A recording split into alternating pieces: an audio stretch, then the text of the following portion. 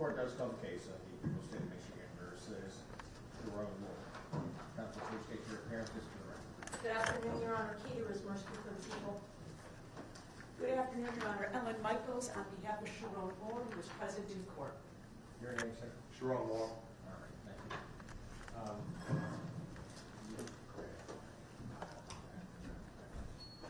All right. Date and time set for Probable Cause Conference. What do we need to do? I've had the opportunity to talk with the prosecutor. There is outstanding discovery that we need to have before we can proceed to exam. So we're asking to adjourn the Probable Cause Conference for 30 days to receive that discovery. In the discovery, we're talking about our phone records and Title IX documents.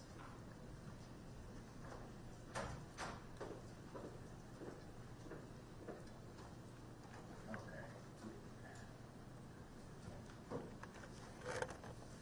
Are the people going to be in possession of Title IX documents or have access to those? I guess. It's a very good question, Your Honor. My best understanding. I usually ask everyone. You do. This court always does. My best understanding in the moment is that this is not a Title IX investigation per se. My information is coming in real time, as they also said. It was a complaint apparently to the Office of the General Counsel. I have just moments before we came onto the record been informed that there is no written report. That is my best understanding. Whether or not there is some other kind of investigative information that exists has yet to be ferreted out. That effort, that process is ongoing. Ms. Michaels is correct in the aspect of phone records are being sought. All of the, just so the record is clear, all of the evidence and discovery that we have has been furnished to defense, but the investigation is ongoing. Whether or not 30 days is sufficient is a live and a good question. Okay, well, let me just make sure that I'm clear. Whether 30 days would be sufficient for phone records is questionable, or for everything that Ms. Michaels indicated?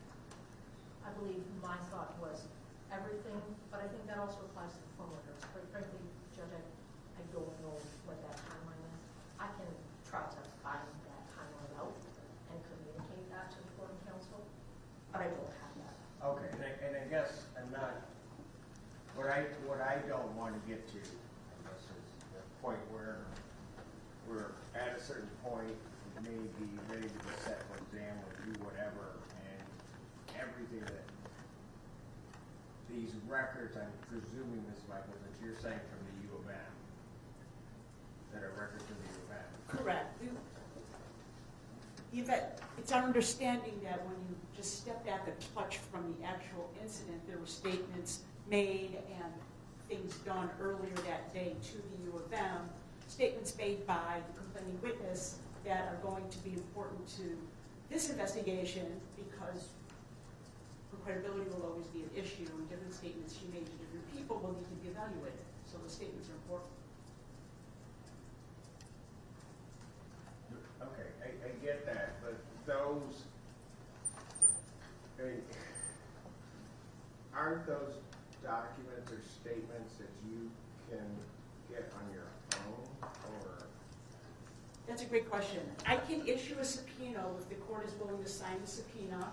I will send a subpoena myself, but I do know based on the police reports that the prosecutor's office is also seeking those documents, and in my experience, documents, people are much more ready to turn over documents to a prosecutor's office than to a defense attorney. We may quibble about that, but I don't. Depends on one's view. But I take no issue with this flowing through us. Yeah, in terms right. of this I don't have a problem with that either. It's just I'm trying to figure out if the request is made. So,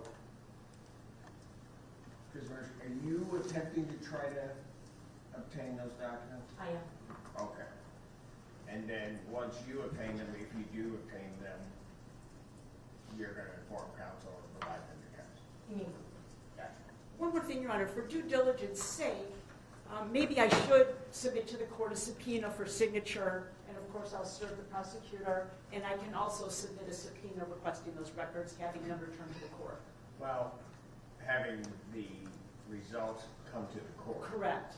Okay, and then we would, okay, I don't have a problem with that if we're the go-between, that it comes here and then goes out. I don't necessarily have that, so unless there's some legal objection to it, if you submit a subpoena to the court, I would sign off on it, I guess, try to get this thing.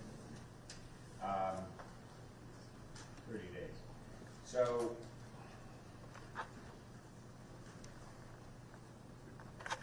there's also, and just so that's the discovery issue. Today, I guess that was filed a motion to quash. That's correct. Earlier today, I, at the court window, filed a motion to quash the arrest warrant and a request for a Frank's hearing. I have a signed copy to tender to the prosecutor, and we will be asking for a hearing date on that motion. Okay, do you want two separate dates? I mean, how fast do you want, well, first of all, I mean, the people have to answer, so. Sure. I guess, how fast do you want this? This can, And what I'm indicating is, like I said, I can set the motion along with the PCC, hear it all at that time.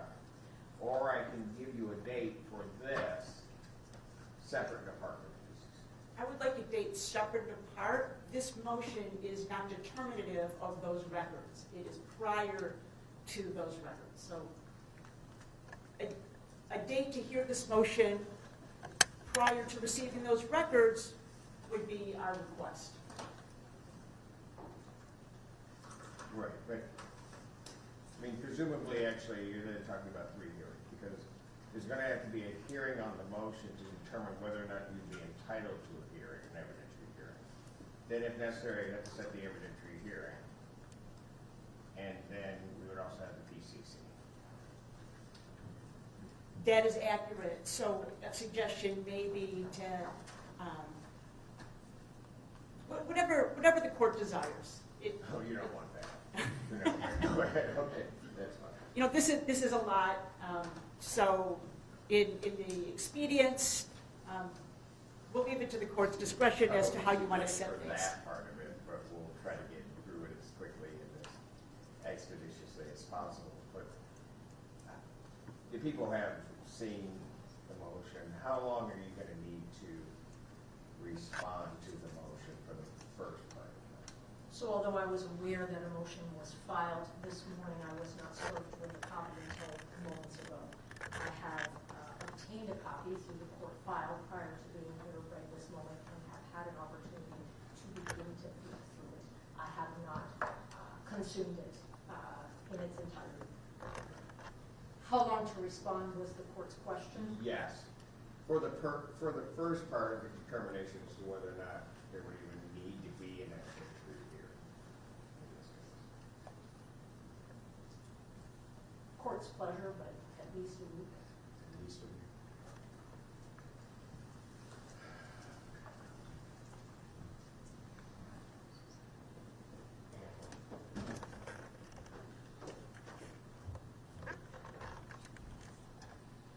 Well, I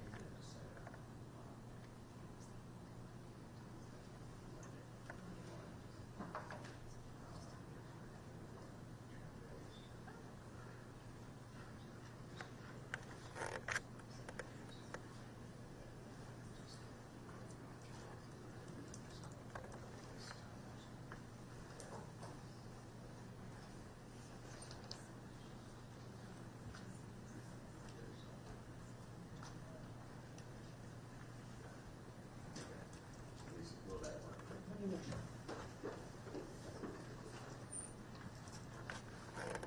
Yes, that was. All right. So with reference to the motion, I'll have the prosecutor's response will be due by either longer than a week, February 2nd. Thank you.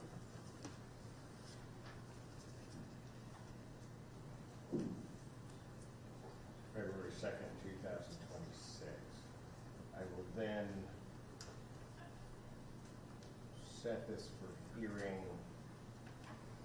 on the motion.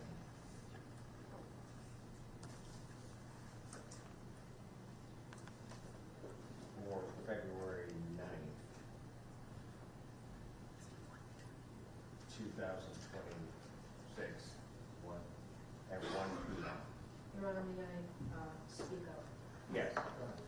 In the moment, I have a murder case set to start on that date. That may That's- change, even within the end of the day today, that may get moved. But in the moment, that is day one of our murder trial. That's day one. Yes.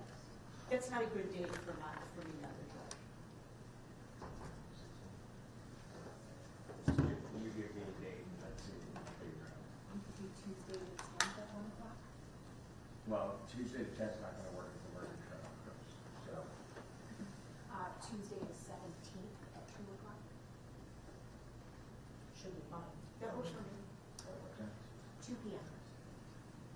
All right, so the motion will be set for February 17th, 2026, you said Yes, sir. at 2 p.m. Okay, and that will be an in-person hearing. We then, in understanding that, depending on the result of that motion, there may be another date that is set. But I'm not going to deal with that at this point, because a determination has to be made. So I'll adjourn the probable cause conference. Normally I'm not really going to hear about the date itself, but with all some of the logistics that come along with this case, I have to because of docketing concerns. Will March 19th then work? I realize that's a little bit longer than what you asked for, but we're going to see each other on the 17th, and then I would adjourn this out to the 19th, hoping that all discovery, at least at that point, is clear. That works for the defense. Works for me as well, thank you. All right. So probable cause conference will be adjourned to March 19th, 2026. 9 a.m. or adjourned by indicates. Is there anything else, Rose? Nothing for the group. No, Your Honor. All right. Thank you very much. Bond will continue. Thank you. Thank you. Very much.